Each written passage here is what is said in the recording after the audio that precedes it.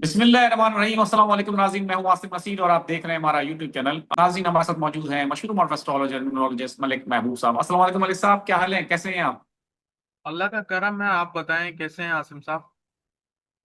मैं बिल्कुल ठीक हूं मलिक साहब। और जब से ईरान की जंग के हवाले से मामला आपने देखा शुरू हुआ, 28 फरवरी से अमेरिका ने ईरान पर हमला किया, इसराइल ने और अमेरिका ने मुश्तरका तौर पर। हमने आपसे खान साहब के हवाले से अपडेट्स नहीं ली, हमने पाकिस्तान की सियासत के बारे में आपसे कोई व्लॉग नहीं किया। और बहुत टाइम हो गया, बहुत सारे लोग हमसे इस वक्त फरमाइश कर रहे हैं कि जी पाकिस्तान की सियासत, पाकिस्तान तहरीक इंसाफ और इमरान खान के बारे में भी हमें पूछ के बताएं कि उनके हवाले से हमारे साहब क्या देख रहे हैं, कैसा देख रहे हैं। तो हमारे देखने वालों को क्या बताएंगे इमरान खान की सियासत के हवाले से, इमरान खान की रिहाई के हवाले से, पाकिस्तान तहरीक इंसाफ के मुस्तकबिल के हवाले से, और इस मौजूदा हुकूमत और रजीम के हवाले से कि आपको क्या नजर आ रहा है आने वाले दिनों में खान साहब की रिहाई की कुछ चांसेस हैं, नहीं है, या ये हुकूमत मजीद मजबूत होती चली जा रही है। इस ये खान साहब की रिहाई इस साल भी नजर नहीं आ रही, आपको क्या कहेंगे आप? देखिए सर, टाइम तो ऑलमोस्ट हुआ पड़ा है खान साहब की रिहाई का। और मैंने आपको वैसे भी अल्टीमेटम दिया था कि मार्च के एंड के बाद जो है मैं इस टॉपिक के ऊपर बात नहीं करूंगा, क्योंकि मेरे पास उनका जो बर्थ डिटेल्स हैं वो सही नहीं महसूस होती, जो उन्होंने प्रोवाइड मतलब जो अवेलेबल हैं इस वक्त पूरी दुनिया में वो सही नहीं है। मैंने मतलब डेटाबेस भी होता है इसका, क्या नाम है, एस्ट्रो चार्ट्स का, उधर भी जो अवेलेबल है वो सब गलत है मेरे हिसाब से। तो मैंने जो दो चार वक्ती जायचे बनाए हुए हैं उसके हिसाब से फरवरी मार्च खान साहब के लिए बड़ा इम्पोर्टेंट महीने थे। और मे बी पॉसिबल खान साहब अभी अडयाला में ना भी हों। ये इसलिए बोल रहा हूँ क्योंकि जो वक्ती जायचे हैं वो बहुत ज्यादा क्लियरली शो कर रहे हैं कि खान साहब इस वक्त अडयाला में नहीं होने चाहिए, कहीं मूव हो जाने चाहिए। मे बी पॉसिबल वो हॉस्पिटल में हो, इलाज के लिए वहां पे मुंतकिल किया हो, क्योंकि जो लोगों का रुझान है वो ईरान और अमेरिका की जंग में है। तो ये बहुत अच्छा टाइम था उनको साइड लाइन पे मतलब सब कुछ सेटलमेंट करने के लिए।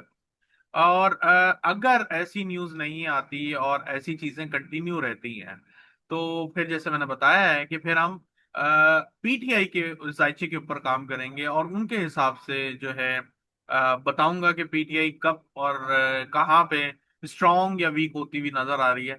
फिलहाल अगर मैं पीटीआई का जायचा देखता हूँ तो पीटीआई के लिए तो जैसे मैंने बताया था फरवरी मार्च बड़ा मुश्किल है। और आपने देखा भी है कि फरवरी मार्च में उनके लिए आपस में इख्तलाफात बहुत बढ़ गए हैं। और वो झगड़े फसाद पूरी मतलब पाकिस्तान बल्कि पूरी दुनिया के सामने आए भी हैं। तो ये जो मार्च के एंड के बाद टाइम शुरू होगा अप्रैल का, स्पेशली 2 और 3 अप्रैल से ऐसा लगता है पाकिस्तान की सियासत में कोई एक नया टर्न आने वाला है। और यहाँ पे अ, आपसी हुकूमत के भी जो इत्तेहादी हैं वो भी लड़ते हुए एक दूसरे के ऊपर इल्जामात लगाते हुए सामने आएंगे। तो थोड़ा कॉन्फ्लिक्ट का माहौल नजर आ रहा है।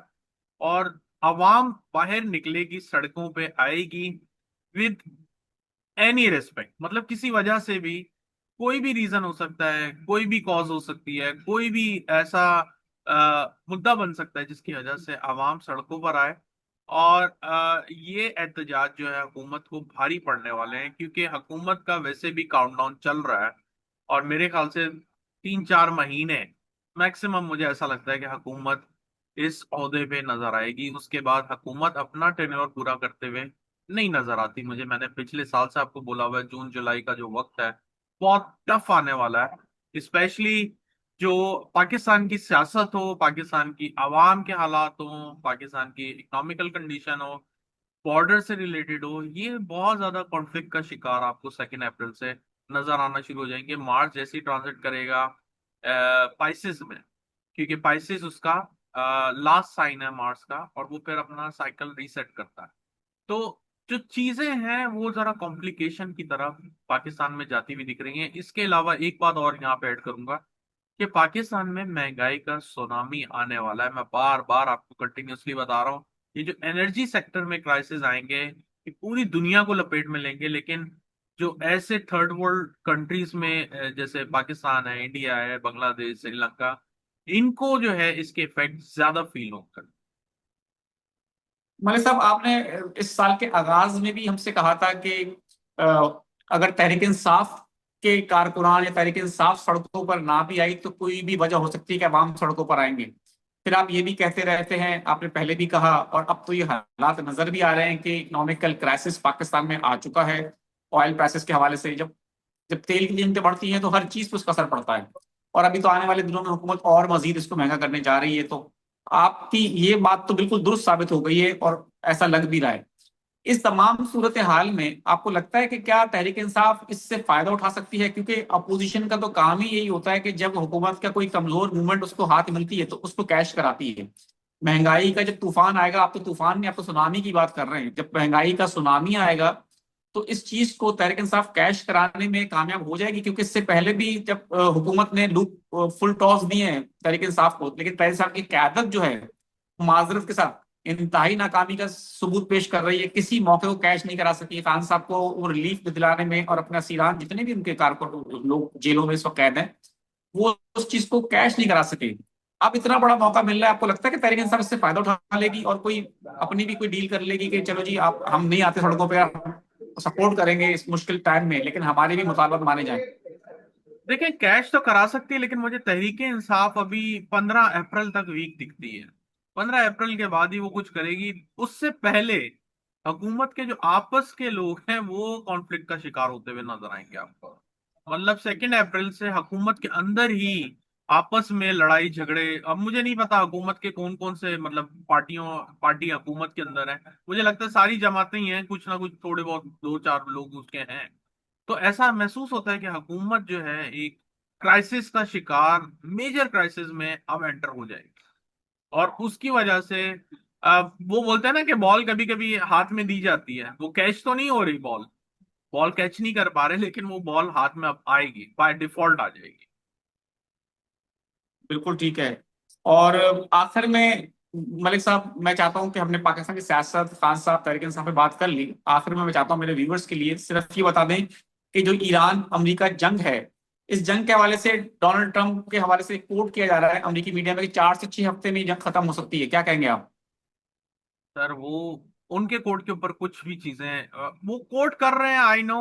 वो प्रैक्टिकल ग्राउंड रियलिटी बता रहे हैं, या वो कुछ भी, वो बहुत अनएक्सपेक्टेड प्लेयर है और अनप्रिडिक्टेबल है। अनप्रिडिक्टेबल इसलिए है क्योंकि उनकी पैदाइश ग्रहण के वक्त हुई है, और ग्रहण की जो पैदाइश है उनके सारे प्लैनेट उसी के बीच में आते हैं। मतलब राहु केतु के बीच में, जिसकी वजह से वो ऐसी बातें कर भी जाएंगे और ऐसी भी बातें कर जाएंगे जिसपे लोग हैरान और हंसेंगे।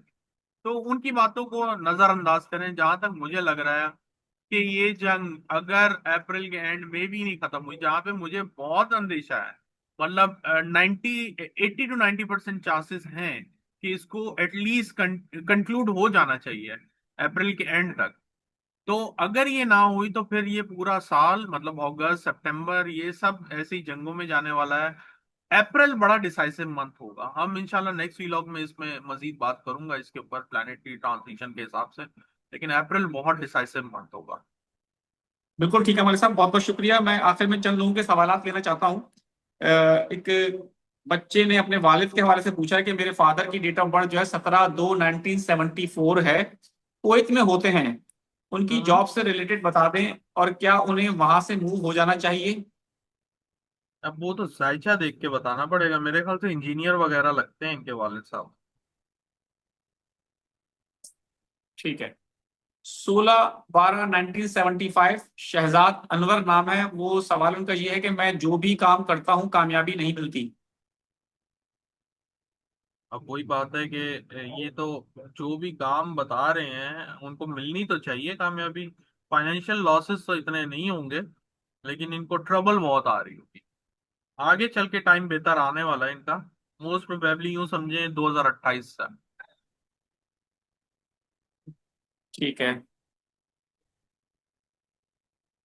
एक सवाल और ले लेते हैं। 6 अक्टूबर 1986, काफी दूर पोस्टिंग हुई है, हालांकि अच्छी जगह, अच्छी लोग हैं वहां पर, बट अच्छा स्टाफ है ओवरऑल वहां। क्या नजदीक पोस्टिंग होगी? उनकी पोस्टिंग बहुत दूर हो गई है। अभी तो जो जहां पर है वहीं पे रहें, ज्यादा बेहतर है। इसे छेड़ाछाड़ी ना करें, ये साल जरा डिफिकल्ट है आपके लिए। बिल्कुल ठीक है। 27/3/2002 इनकी डेट ऑफ बर्थ है। नौकरी को 1 ही साल हुआ था, मुलाजमत चली गई। फाइनेंशियल प्रॉब्लम का शिकार हैं? टाइम लगेगा अभी। बिल्कुल ठीक है मलिक साहब, बहुत बहुत शुक्रिया हमें वक्त देने के लिए। नाज़रीन, यहाँ हमारे वीलॉग का वक्त खत्म हुआ। मुझे और मलिक महबूब साहब को दें इजाजत। आखिर में हमारा वही पैगाम है, मुस्कुराएं, प्यार बांटें और अपने आसपास के लोगों का ख्याल रखें। अल्लाह हाफिज।